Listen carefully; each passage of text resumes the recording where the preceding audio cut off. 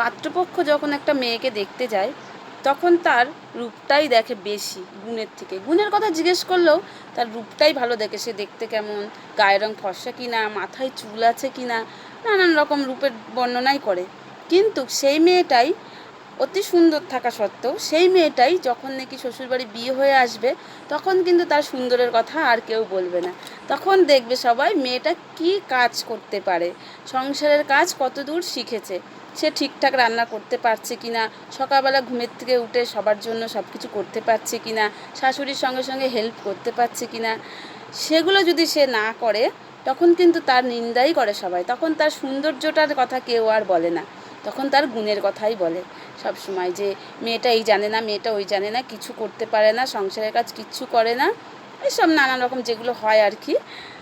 তো রূপের থেকে যখন গুণের প্রয়োজনটা মানুষের কাছে বেশি, আর গুণেরই দরকার, রূপ যেমনই হোক। তো একটা মেয়ে যদি কালো হয়, তার অনেক গুণ আছে, তা সত্ত্বেও পাত্রপক্ষ কিন্তু তাকে পছন্দ করে না, সে দেখতে কালো, দেখতে ভালো না, তাই তাকে পছন্দ করে না, কিন্তু তার অনেক গুণ আছে। তো গুণটাই যখন দরকার, তো কালো হয়েছে কি হয়েছে, দেখতে খারাপ হয়েছে তাই কি হয়েছে, যদি তাকে মেনে নেয় তাহলে কিন্তু কোনো মেয়ের আর দেখতে খারাপ বলে, কালো বলে তাকে পিছিয়ে থাকতে হয় না, তাকে শুনতে হয় না যে সে কালো, দেখতে ভালো না, কেউ তাকে পছন্দ করবে না, তার অতটা কষ্ট লাগে না।